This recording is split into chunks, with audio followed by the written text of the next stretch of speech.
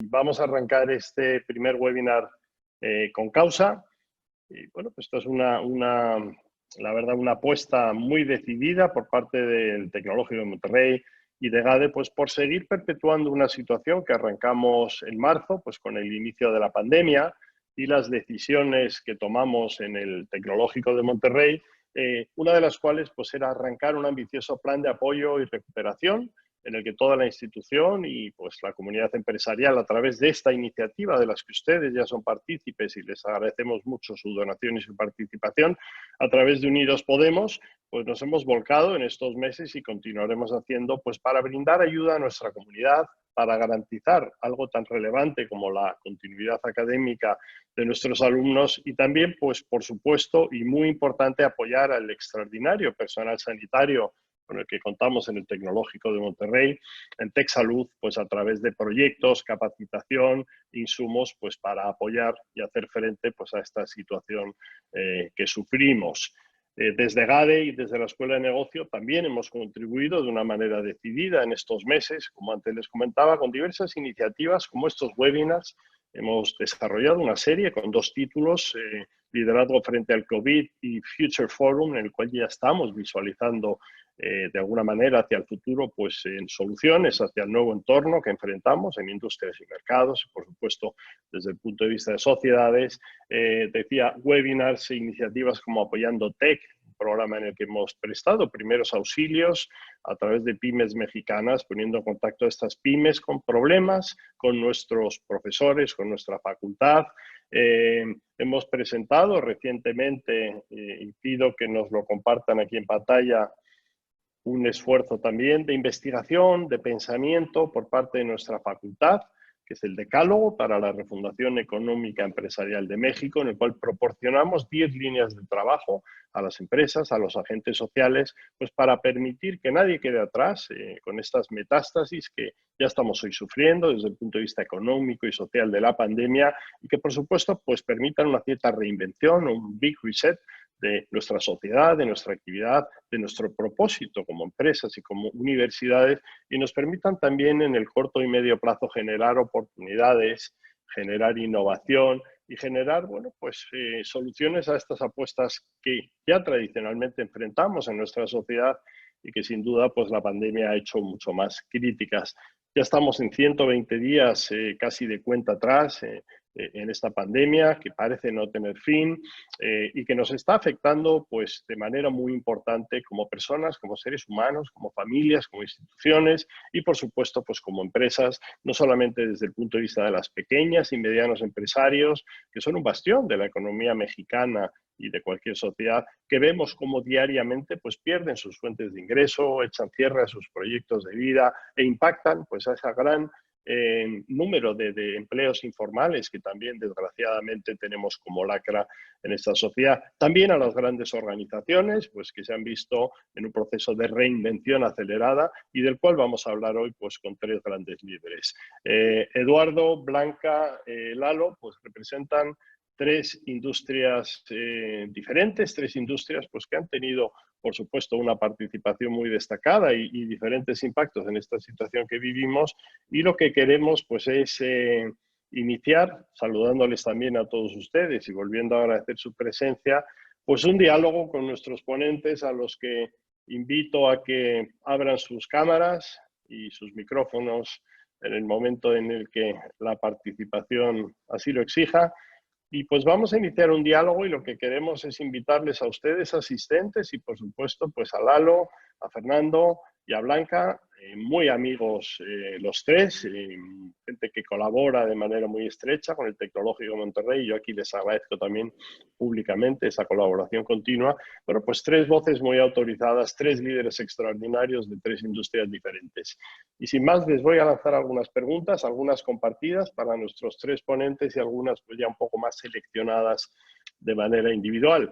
Y vamos a empezar con una pregunta para todos y a lo mejor Blanca, Eduardo y Fernando nos dais vuestra visión. Como antes decía, estamos ya en 120 días a nivel global en una situación de cuarentena, de alarma sanitaria, social, económica. Mi primera pregunta es si echamos la vista atrás, y antes comentábamos en el backstage lo que estábamos haciendo en enero y y los viajes, en fin, pues proyectos que teníamos, no sé, ustedes en este caso, ¿se imaginaban vivir un escenario como este, pues casi de ficción cinematográfica, ¿no? Y una segunda pregunta, ¿cómo ha transformado la situación y estas nuevas modalidades de trabajo y de reinvención de nuestros modelos de negocio su estilo de liderazgo? Blanca, por favor, empezamos por tu Sí, opinión. sí, primero permítanme agradecer la invitación y el poder compartir con ustedes este panel sobre un tema que creo que a todos nos interesa y hemos sido parte de él. La realidad, primero, ya van 150 días, Ignacio, si pensamos en el 12 de marzo, ya llevamos 5 meses y algunos de nosotros que estamos en empresa global quizás un poco más. Y yo te diría que desde que arrancamos, creo que una de las grandes incógnitas era justamente esta incertidumbre y qué tan profunda iba a ser y qué tan larga iba a ser la crisis. Sin embargo, creo que hay cosas que sí nos han ido sorprendiendo, lo digo a título personal. Por supuesto, cuánto tiempo ha tomado, el enorme impacto que ha tenido desde todas las perspectivas que mencionabas, de salud, de la cantidad de contagios, la parte económica, la cantidad de empresas pequeñas que han perdido, que han tenido que cerrar, y el desempleo. Creo que el nivel, el impacto así tan serio, yo reconozco que no lo anticipaba. Si hablas de la parte esta casi cinematográfica, tengo que decir que me ha sorprendido cómo hemos podido sí mantener un contacto, una cadencia, si le quieres llamar así, para poder seguir no es lo mismo que el contacto personal, pero reconozco la maravilla que es la tecnología en permitirnos poder continuar de alguna manera nuestro día a día o seguir operando. Cualquiera de nosotros estamos en diferentes industrias, creo que lo podemos evidenciar. Este webinar es un buen ejemplo. Y luego por el lado del estilo de liderazgo, sin duda creo que son momentos que te prueban, siempre lo hemos dicho. A mí me parece que las crisis y los problemas marcan al líder. Hoy más que nunca se requiere un líder que sepa poner la guía, la ruta, más porque están cambiando tanto las cosas y tienes que estar reaccionando, que me parece que requiere no solamente un líder con una visión clara, sino que a pesar de la distancia y con medios como este, sepa contagiar y comunicar el plan a seguir. Un líder que pueda de alguna manera tener esta resiliencia y contagiar esta resiliencia en la organización y que tome las decisiones de una manera más ágil. Creo que el liderazgo se nos prueba, no solamente por cómo tomemos las decisiones, sino por cómo lograr mantener la cohesión del grupo y que este grupo de dirección te acompañe. Muchas gracias, Blanca. Eduardo, por favor. Bueno, yo diría que era imposible imaginar un escenario con esta combinación que estamos viviendo el día de hoy, un escenario con un tema de salud, con un tema de economía, sobre todo un escenario en donde globalmente hay una afectación casi homogénea con diferentes reacciones y luego con altísimo desconocimiento de los temas de salud y la incertidumbre que esto puede generar. Yo creo que imaginar un escenario así antes de la pandemia, durante la pandemia, incluso en este momento era muy difícil de conceptualizarlo y aterrizarlo. Y me parece que uno de los retos ha sido tener muy claras las prioridades de cara al equipo, es decir, cómo transmites el privilegiar la salud contra el resultado, incluso contra el servicio al cliente, de tal forma que todos los colaboradores tengan claro cuál es hoy el cambio de ruta. Y evidentemente unos retos que son muy operativos. Nosotros fuimos declarados una industria esencial y teníamos que migrar rápidamente a mucha gente a trabajo remoto, la operativa en las sucursales, la parte operativa en términos del back, y ninguna empresa estaba preparada para migrar tan rápido a tanta gente a un plan de contingencia de este tamaño. Y en términos de liderazgo, yo diría que hay muchas lecciones. Lo decía muy bien Blanca. El reto ha sido tener un alto nivel de cercanía con los colaboradores, aprovechando la tecnología. Una situación como esta hace 10 años hubiera sido impensable, imposible operar como lo estamos haciendo hoy. Este nivel de cercanía, luego tener mucha comunicación constante de lo que está ocurriendo, de estas prioridades que decía, hacia dónde ir moviendo al equipo y cómo mantenemos en trabajo remoto el gobierno, el governance tradicional que tenemos dentro de la empresa con los ajustes que se dan por la coyuntura.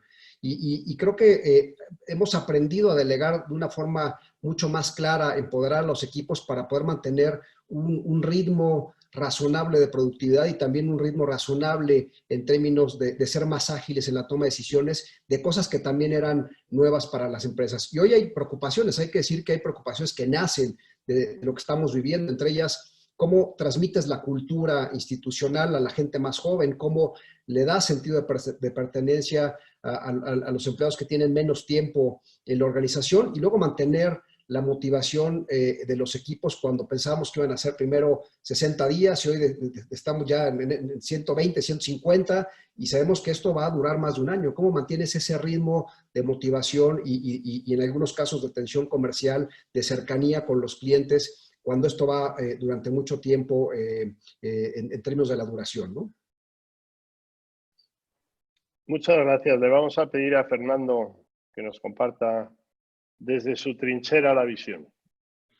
Sí, cómo no. Gracias por la invitación, Ignacio. Mira, entendí la primera pregunta como si esta situación era algo que nos podríamos haber imaginado, que si habíamos vivido, y que claramente la respuesta es que no, y esperemos que no se vuelva a repetir además. Reflexiones. Pues mira, yo creí que en Cemex habíamos pasado por cuánto problema puede existir en el mundo de los negocios para toparnos con este problema que es muy superior, un reto muy superior al que hayamos podido tener antes, ¿no? Y ya cuando te sientes como teniendo el monopolio de los problemas, te das cuenta de cosas como la desgracia que acaba de pasar en Líbano, me refiero a la explosión, y pues siempre ves que los riesgos, los retos siempre están ahí, en cualquier momento se pueden presentar y lo que uno tiene que hacer, lo que la organización, los líderes, por lo menos en mi interpretación, tenemos que hacer es tomar lo que tenemos y salir adelante. ¿Qué ha cambiado desde el punto de vista de liderazgo? Pues algo muy similar a lo que nos pasa con el uso de la tecnología normalmente, y Eduardo lo mencionaba. Si esto ha pasado hace pocos años atrás, no estaríamos en este momento en este evento. A lo mejor estaríamos conectados por teléfono, no sé, pero no estaríamos en un evento con esta calidad de transmisión y de interacción. Entonces, lo que yo puedo describir en cuanto a qué ha pasado como liderazgo, primero es que si normalmente es necesaria la visibilidad del líder con claridad en la dirección, en estos momentos eso se multiplica a la N potencia, ¿no?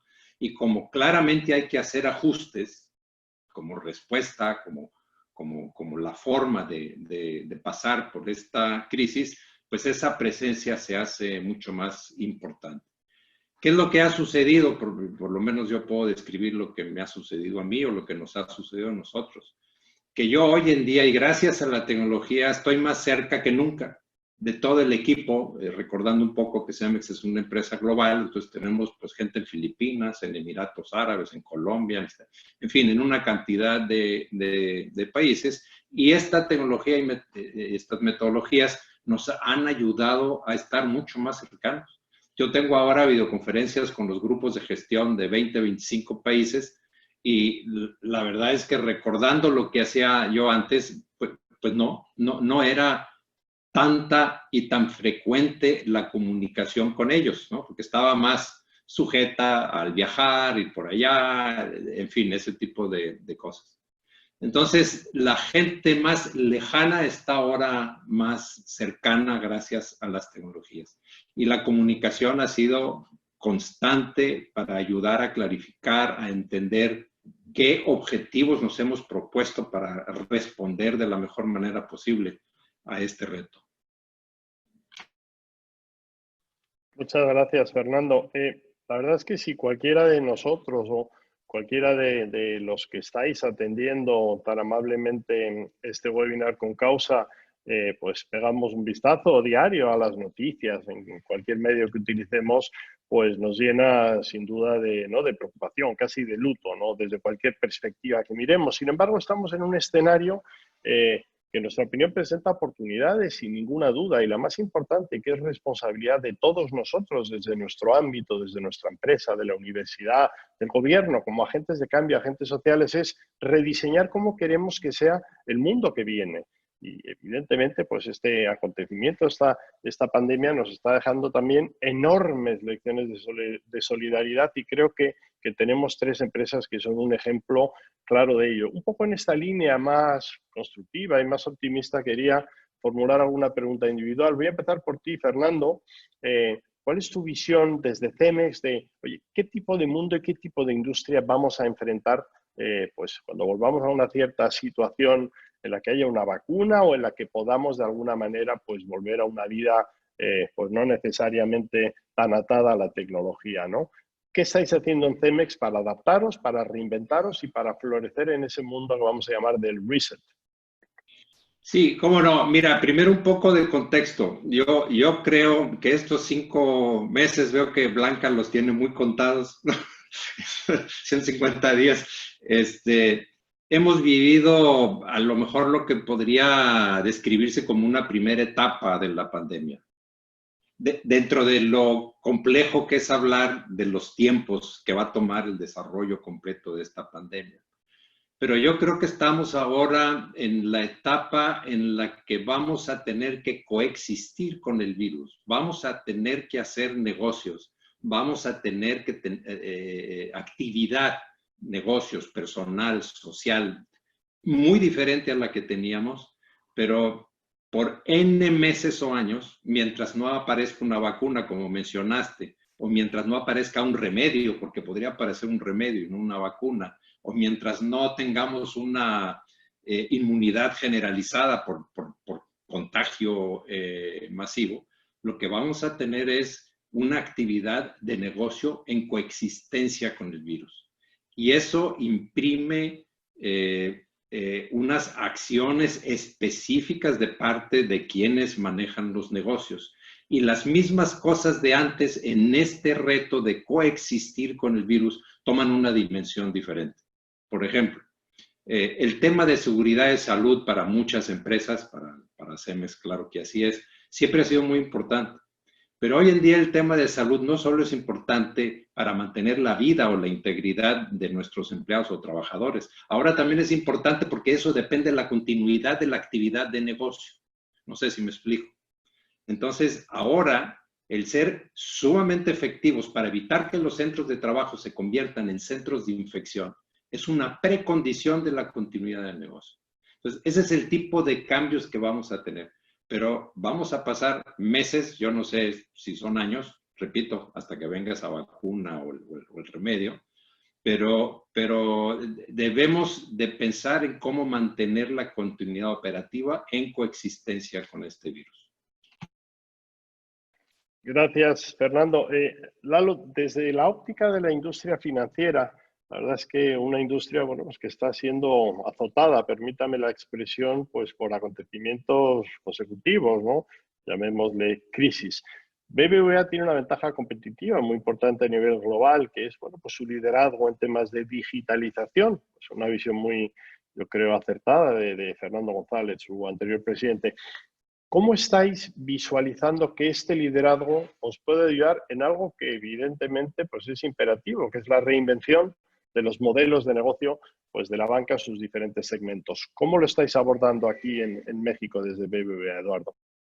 Mira, yo diría que la digitalización va a ser un tema importante en todas las industrias, no solamente en la banca. Yo creo que es un cambio de estas tendencias que va a ejecutar o que va a empujar la pandemia, este nuevo cambio de entorno, que habrá cosas que van a ser permanentes. Una de estas será los cambios de hábito de consumo y la digitalización.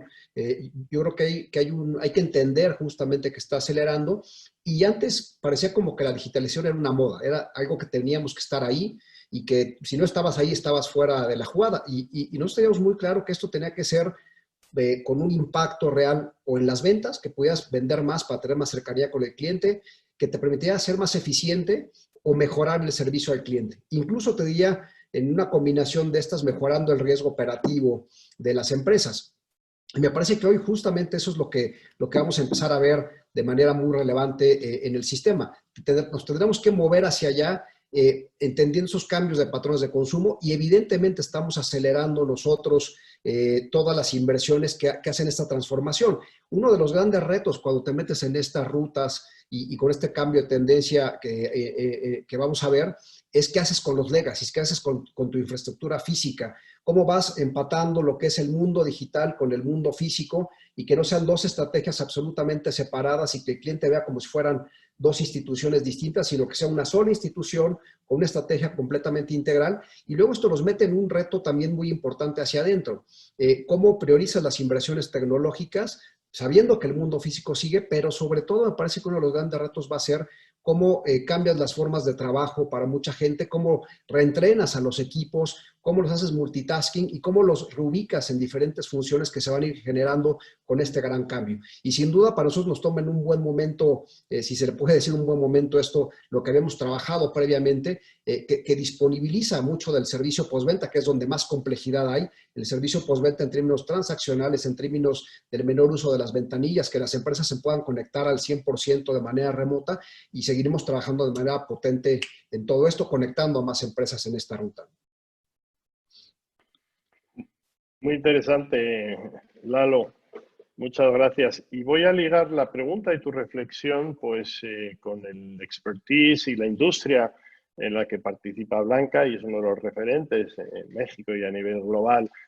Uno de los ganadores desde el punto de vista de las industrias, pues de la situación hasta la fecha, sin duda es las empresas tecnológicas.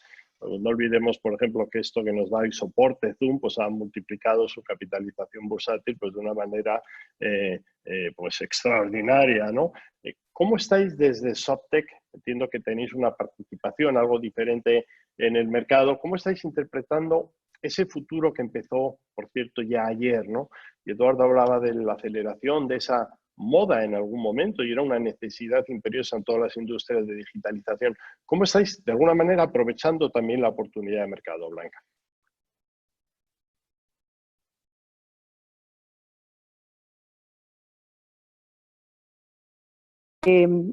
¿Se escuchaba? Porque estaba en mute. No, déjame reforzar un punto que mencionaba Lalo. Yo creo que el tema de transformación digital, tenemos años con esto, me refiero a diferentes industrias, a diferentes niveles, empresas, pero la transformación digital ya era un tema que para algunos quizás era moda, como lo mencionaba Lalo, pero creo que la crisis vino a evidenciar lo estratégico que es que nos movamos hacia esa parte. Y es estratégico para la empresa grande como lo fue para la pequeña en una situación como esta para poder seguir teniendo acceso. Nosotros creo, y qué feo que se oiga como oportunidad, pero la realidad es que las crisis abren oportunidades y sí hemos visto y hemos tenido el privilegio, así lo siento, tanto de poder contribuir con nuestros clientes, con diferentes industrias, en decir cómo agregamos valor a través de la tecnología y podemos atender muchos de los retos que tienen. Date cuenta que tenemos clientes como Southwest Airlines que se les cayó el negocio a casi nada, o ves un Cinépolis, o sea, tenemos en tantos bancos, sin duda. Entonces, creo que uno de los puntos sí es, facilita, y se oye mal el tema de aprovechar esta circunstancia,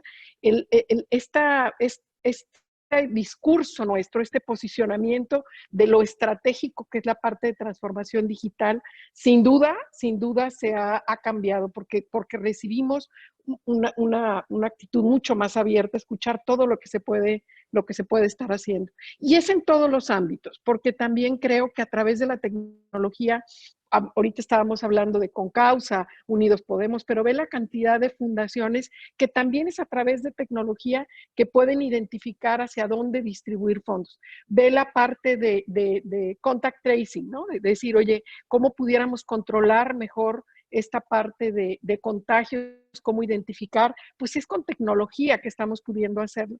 A mí me parece que es un momento en el que se aceleró la transformación digital, que para nosotros, si lo voy a hablar como industria, más allá de Softtek, se volvió, entonces, hemos visto que podemos colaborar y contribuir mucho más efectivamente, sin duda, con nuestro mercado, pero que también somos un gran jugador en este movernos o estar transitando, como mencionaba Fernando, en este coexistir, porque va a estar ahí y va a ser la parte de tecnología quien lo haga.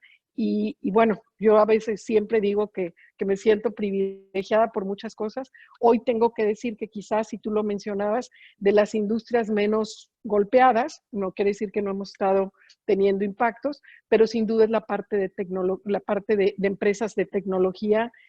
Creo que estamos viendo estas oportunidades como las mencionabas y de poder colaborar, lo hemos visto y hemos tenido la posibilidad, esta que yo mencionaba, de ir a contribuir en diferentes ámbitos de la salud, del contact tracing, de la parte de fundaciones, de dispersión de fondos, lo cual también hay que poderlo seguir manejando y fortaleciendo.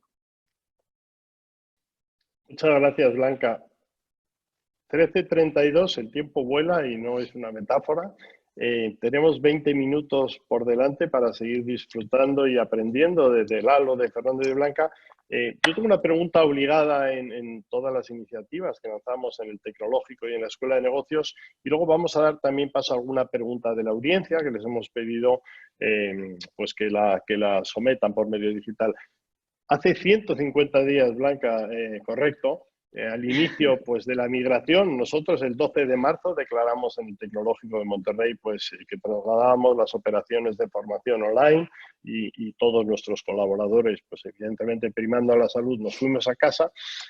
Tuvimos un primer webinar y arrancamos nuestra serie de webinars con Rash Sisodia. Rash es un profesor de Babson, profesor visitante de la Escuela de Negocios, le conocéis bien, cofundador de este movimiento de Conscious Capitalism y también pues, colaborador de un centro que estamos desarrollando y que vamos a presentar en próximas fechas, un centro de empresas conscientes para un futuro sostenible desde la Escuela de Negocios del Tecnológico. Y estamos trabajando en esa transformación del modelo del capitalismo, replanteándonos de alguna manera cuál es el propósito de las organizaciones y cómo hacemos compatible pues, ese triple bottom line, ¿no? De la gente, el resultado y el planeta, el profit, people and planet. ¿Queréis? Y desde vuestras organizaciones creo que estáis dando ejemplo de que es así, que esta crisis nos va a ayudar como oportunidad a catalizar de alguna manera esa necesidad pues, de redefinir el propósito de nuestras organizaciones o, como algunos pensadores opinan, va a ser lo contrario. ¿Quién empieza? Tú que ya arrancaste, por favor. Ah, muy bien. No, muy bien. Yo creo, en los últimos años, afortunadamente, creo que ha sido muy claro tener claro tu propósito. El propósito, sin duda, a nivel personal, pero como empresa, es lo que te guía de alguna forma, por qué estoy haciendo, por qué lo hago. Esto creo que está en el ADN de muchos y lo hemos estado trabajando, impulsando. Yo sí creo y veo cómo situaciones como las que atravesamos han fortalecido esto y ha llevado incluso a personas que no lo habían de alguna puesto esa atención o a organizaciones el decir cuál es el propósito. Yo sí creo que viene a fortalecerlos y ya lo tenías así de claro. Para nosotros la parte de trascendencia es fundamental, ha sido siempre un gran motor, trascender desde todas las perspectivas, geografías, épocas de software, etcétera. Entonces, cuando traes este propósito hasta cierto punto, y hablo primero muy general, situaciones como esta te vienen a cuestionar qué tan fuerte es este propósito, sin duda también a decir, oye, a lo mejor tengo que adaptarlo. Yo sí veo hoy, afortunadamente, tú mencionabas hace un rato esta parte de solidaridad, tanta gente diciendo, oye, no nada más quiero cuidar yo, mi familia o mi empleo, déjame ver qué puedo hacer por la comunidad. Creo que no nomás debería yo de hablar o no me gustaría que limitáramos la parte de propósito a las organizaciones. Todos coincidimos y lo mencionaba Fernando y Eduardo, sin duda creo que fue muy claro en las organizaciones cuando dices, mi prioridad es mi gente. Yo no existo si no tengo mi gente. Olvídate si mi consejo de administración pensaba cómo me medía antes por la utilidad, me seguirá midiendo. Pero creo que también el evidenciarle a tu equipo, a tu gente, cuáles son esas prioridades para conseguir y para perseguir ese propósito, es el mejor momento para hacerlo. No descarto que a lo mejor tendrás que ajustar a algo, pero al menos hablo a título como la organización que represento, nuestro propósito se fortaleció, no no cambió, creo que más bien evidenció lo importante de esto y que trasciende a Softe. O sea, que no lo quiero ver meramente, quiero ver las familias de nuestra gente, las comunidades donde nos movemos. Creo que más lo fortalece y en algunos otros, bueno, lo repensarán posiblemente, pero no hay manera de que no te sacuda. No hay forma de que no te sacuda una crisis así. La verdad, magnífico ejemplo de liderazgo, Blanca. Te agradecemos mucho compartir. Fernando, por favor, ¿cómo lo estás viviendo y cuál es tu vaticinio? Mira, algo muy similar a Blanca, me voy a concentrar en el vaticinio y aprovecho ahí para comentar varias cosas, ¿no? Desde que se empieza a presentar este reto por allá de marzo, ¿no? En el caso de México fue principios de marzo, mediados de marzo. La verdad es que el nombre del juego es la incertidumbre. Y si bien ya llevamos 5 meses conociendo mejor al bicho que nos trae a todos con estos temas, yo creo que yo por lo menos siento que estamos todavía en un juego que se llama incertidumbre. Conocemos mejor la situación. Yo soy un optimista compulsivo, entonces siempre estoy esperando lo mejor, un poco de esperanza, pero también muy consciente de que la esperanza no es buena estrategia y que hay que no olvidar que si el nombre del juego sigue siendo incertidumbre, tenemos que tener muy abierto el espectro de posibilidades de lo que sería posible, de lo que podría ocurrir. En este momento, por ejemplo, pensando en lo que comentabas del rol de las empresas y de los empresarios, un elemento muy importante de la sostenibilidad, por lo menos así lo vemos en Cemex, es la sostenibilidad económica. Esa es la que ahorita se está cuestionando, es la que se está poniendo en riesgo por el impacto del coronavirus, ¿no? Entonces, para mí en este momento sería muy pronto, sería muy temprano para pensar en un escenario de impacto definitivo en el rol de las empresas en la sociedad por este tema. De que hay cambios, los hay. Blanca ya lo comentó. La verdad es que no se nos había ocurrido mucho, o no se nos había ocurrido, actuar en temas de salud personal o familiar. Hasta que discurres, ¿no?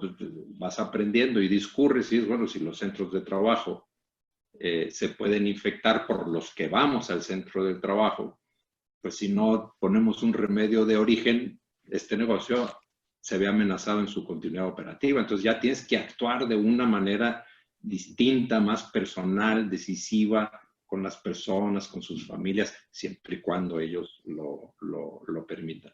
Cambios, un montón, pero hacer un vaticinio el día de hoy está complejo. De hecho, los mismos objetivos del negocio todavía estamos dudando muy al principio, Blanca lo comentó, ¿no? Del impacto de este virus. O sea, ¿qué tan profundo va a ser? ¿Cuánto va a durar? ¿Y se va a estar repitiendo o no? Esas son 3 preguntas que si bien en marzo estaban todavía más sin ninguna respuesta, hay un poco más de información, pero sigue siendo válido en esta fase en la que vamos a estar coexistiendo con el coronavirus sin una fecha de terminación, ¿no? Entonces, yo diría, seguramente hay grandes cuestionamientos del rol de la empresa, pero todavía es pronto en mi opinión, para terminar de dilucidar este tema, ¿no? Gracias, Fernando. Por cerrar esta pregunta en la que tengo interés en conocer vuestra visión, Lalo, por favor, y luego vamos a pasar ya a la zona telegráfica de Q&A con la audiencia. Eduardo, Lalo, por favor. Para sumar algo a esta pregunta, yo creo que si antes de la pandemia era importante igualar, sobre todo en los países emergentes, que las empresas nos hiciéramos también cargo de cerrar las brechas de desigualdad que teníamos en términos educativos, salariales, generación de oportunidades, me parece que después de esta pandemia va a ser mucho más relevante porque estas brechas se van a exacerbar más. Y la iniciativa privada tiene que jugar un rol muy importante en contribuir a generar estas oportunidades y generar políticas públicas de la mano de los gobiernos a que esto se dé. Y es justo lo que decía Fernando, la complejidad. Probablemente hoy vamos a estar mucho más enfocados todas las empresas a sobrevivir, a salir adelante, a transformarnos, y podemos descuidar esta parte de lo que va a ser la responsabilidad social, pero me parece que va a ser muy relevante nuestro involucramiento y tenemos algunos ejemplos hoy como Juntos por la Salud, en donde hemos sumado esfuerzos, más de 500 empresas en México. El TEC de Monterrey ha sido un jugador muy relevante para tratar de no duplicar esfuerzos, especialmente hoy que los recursos serán más escasos. No tiene sentido pelear por los mismos objetivos, diferentes fundaciones, cuando la verdad es que lo que estamos buscando es exactamente lo mismo. Me parece que si en los países emergentes la iniciativa privada no se involucra de manera contundente, el impacto en la sociedad será mucho mayor y las consecuencias serán de más largo plazo, y en lugar de ver recuperaciones de 3, 4, 5 años, veremos una década o 2 décadas perdidas. Y hay grandes ejemplos de esto, y me parece que va a ser todo un reto para los líderes de este país, los líderes empresariales de todos los diferentes niveles. No solamente, siempre pensamos en las grandes compañías.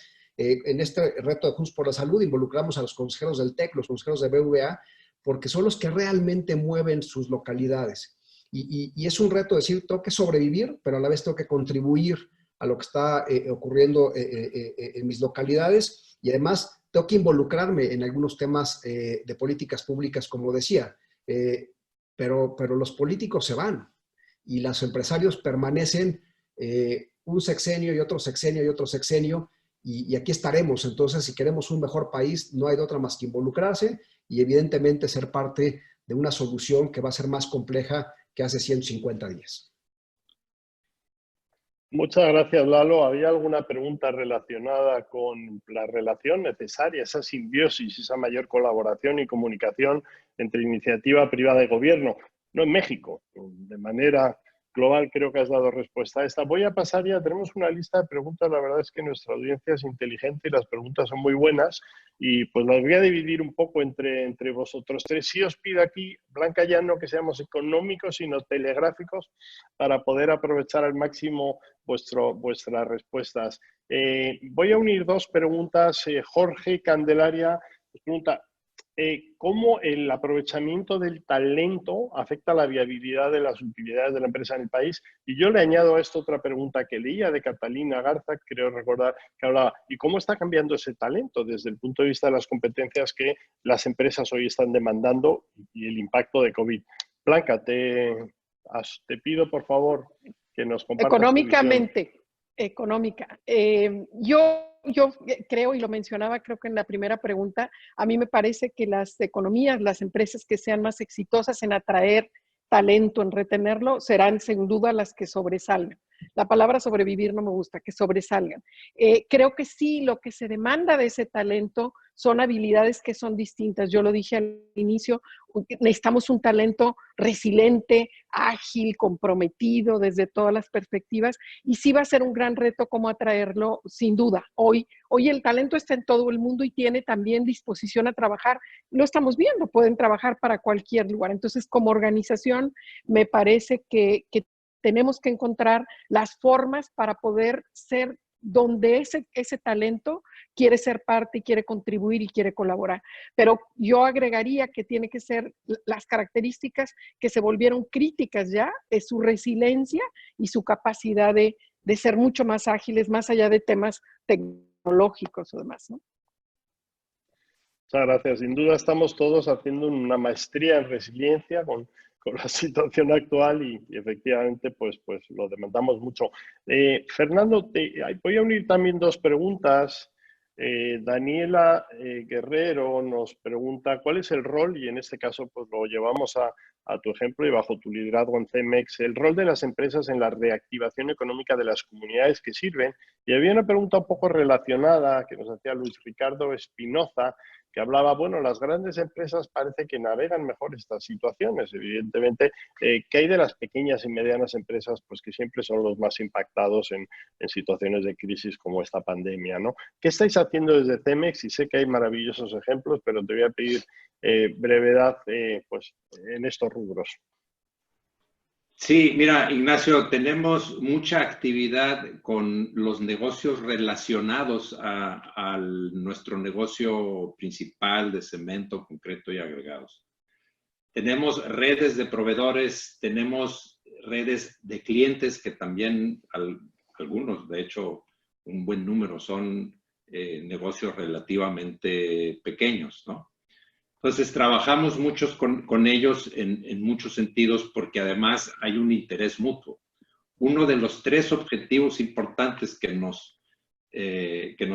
definimos desde marzo para hacer frente a esta crisis fue asegurar la cadena de suministro. O sea, si no hay una interrupción por un cierre dictado por la autoridad, que en algunos países se dio, en otros no, en México fue parcial en el caso de la construcción. Entonces, necesitamos asegurar que esa cadena de suministro siga funcionando para poder atender el mercado. Y ahí pasas a todo lo largo, proveedores de todos tipos, nuestras propias capacidades de transformación y nuestras redes de clientes, ¿no? Me impresionó ver el interés de una cantidad de proveedores y clientes sobre temas, por ejemplo, de salud. Las medidas que tomamos para el cuidado de la salud de nuestros empleados, de nuestros trabajadores, fue un tema de enorme interés en general. Hemos estado haciendo este tipo de videoconferencias, este tipo de videos, de webcast, para hacer esa difusión. Y la respuesta realmente es impresionante. Son miles de pequeñas empresas las que se conectan. Obviamente no hay cargo, os quiero decir, es algo que podemos hacer pues, de manera muy, muy sencilla, muy efectiva. Y es tratar de ayudarlos en esa manera. En el fondo, pues yo creo que la mejor manera de ayudarlos es nosotros haciendo hasta lo imposible por mantener nuestra propia actividad económica, que eso es lo que le da vida en general a toda la actividad económica relacionada a la nuestra, ¿no? Y pues es eso, es estar cercanos a ellos, asegurar que funciona toda la cadena de valor, aún en una situación de retos, y el principal preocupado de que una pequeña empresa relacionada a nosotros no funcione, pues somos nosotros, porque es parte de nuestra cadena de suministro. Entonces, en ese sentido, pues su éxito es necesario para el nuestro, ¿no? Entonces, es esa preocupación genuina relacionada al negocio de mantener toda la cadena de suministro. Muchas gracias, Fernando. Y voy a cerrar con una pregunta que nos llega desde Veracruz, de Daniel Fonseca, y que está muy relacionada con el punto 5 de este decálogo para la refundación económica empresarial que los profesores de GADE han elaborado y que estamos compartiendo con todos los asistentes a este webinar por correo electrónico, pues para que lo puedan revisar. En el punto 5 hablamos de las oportunidades, sin duda, que como sociedad y como país, pues se nos abre también en alguna situación derivada de la pandemia, el acortamiento de las cadenas de suministro, etcétera. La pregunta es un poco sobre esto. ¿Qué otras oportunidades estáis visualizando? Lalo, BBVA siempre se ha apreciado de tener de las mejores casas de estudio en todas las geografías en las que está presente. ¿Qué oportunidades estáis visualizando pues, para reactivar de alguna manera, reindustrializar y reinventar los modelos de negocio y la transformación de México? Bueno, yo creo que primero hay que decir que si bien esta es la crisis de mayor impacto que hemos tenido en México en toda nuestra historia, también hay que decir que nos agarra mucho mejor que en otros momentos. Es decir, vamos a comparar simplemente el 95, que fue muy profunda la crisis, y esta es mayor. A ver, estábamos entrando al Tratado de Libre Comercio y no sabíamos la competitividad de las empresas mexicanas a nivel global.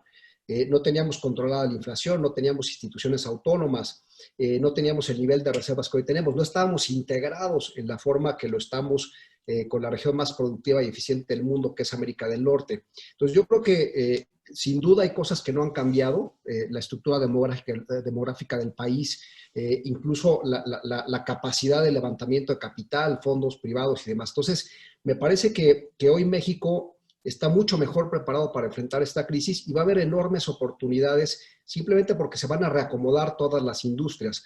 Sin duda los mercados se van a achicar, eso no hay duda a nivel local y a nivel global, pero va a haber nuevos competidores más eficientes, va a haber oportunidades de entrar a otros segmentos y ahí es donde me parece que va a haber aquellas empresas que se puedan transformar más rápido, tomar esos mercados y también diría a aquellos nuevos entrantes. Hablaban en la pregunta anterior de que va a haber muchas pymes que no van a poder continuar y por lo tanto también van a dejar mercados abiertos sin atender. Y me parece que siempre que se queda un hueco en alguna industria, llega algún entrante y lo resuelve. La gran pregunta es si nosotros tendremos la capacidad para aprovechar todas esas oportunidades que se van a generar. Insisto, en un mercado más pequeño, y me parece que los empresarios mexicanos han demostrado esta capacidad de atenderlo.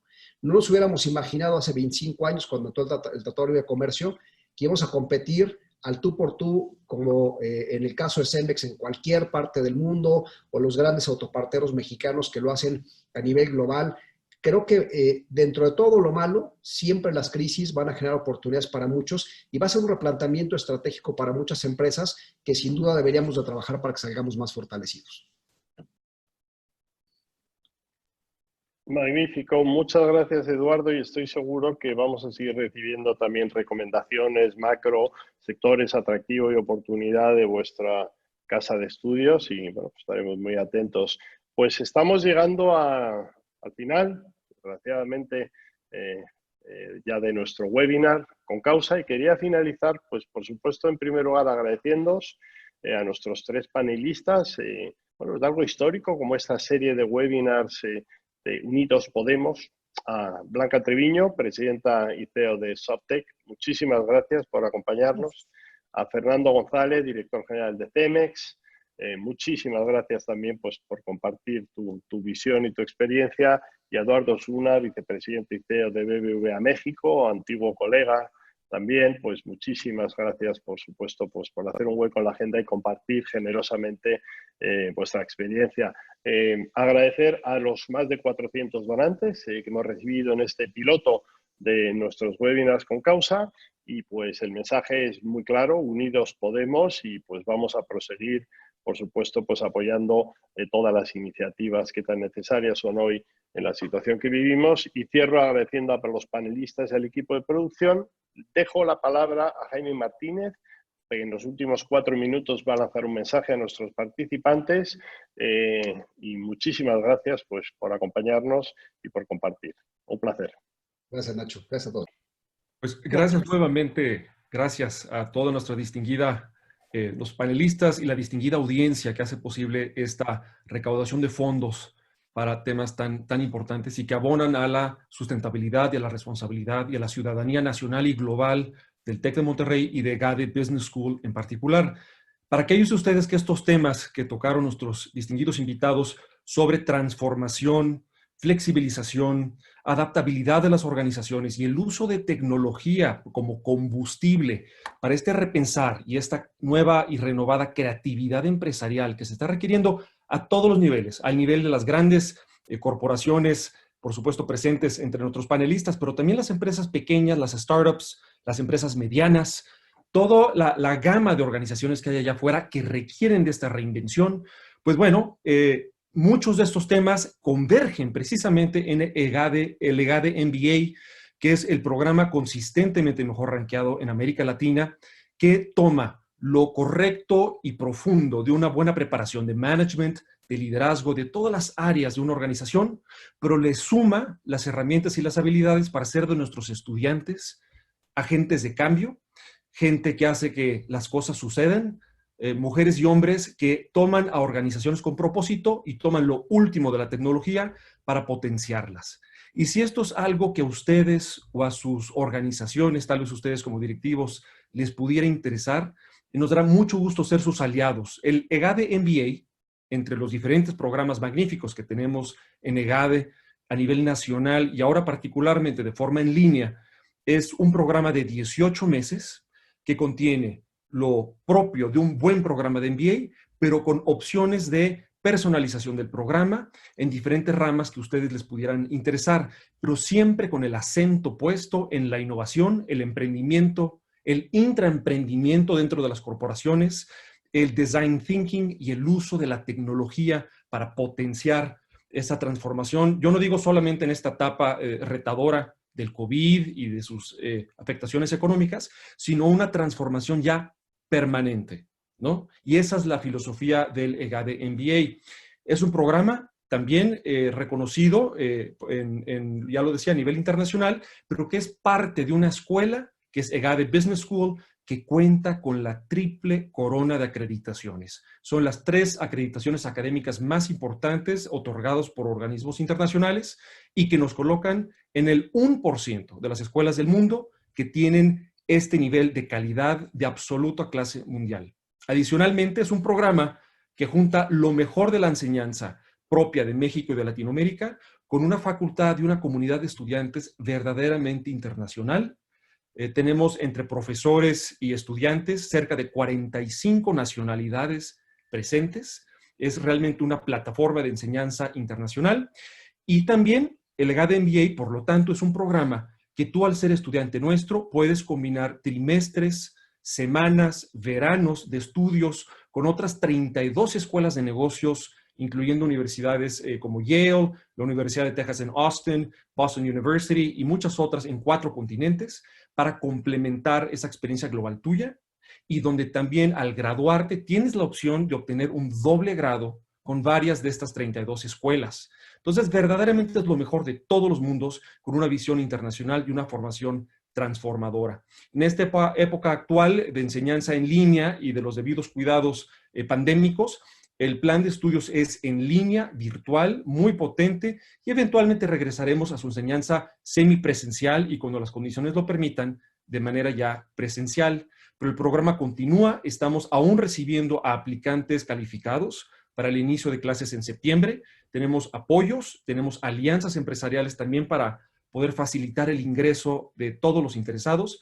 Y con esto cierro agradeciéndoles y quedando a sus órdenes. Aquí hay un código QR que aparece, del otro lado de la pantalla, para que puedan también entrar al sitio de EGADE, obtener más información y entrar en conversación con nosotros para ver cómo los podemos apoyar. Muchísimas gracias por su presencia el día de hoy, por ser aliados de esta causa social y, por supuesto, aliados de EGADE Business School y nuestra misión transformadora de las empresas en el mundo. Muchas gracias y buenas tardes.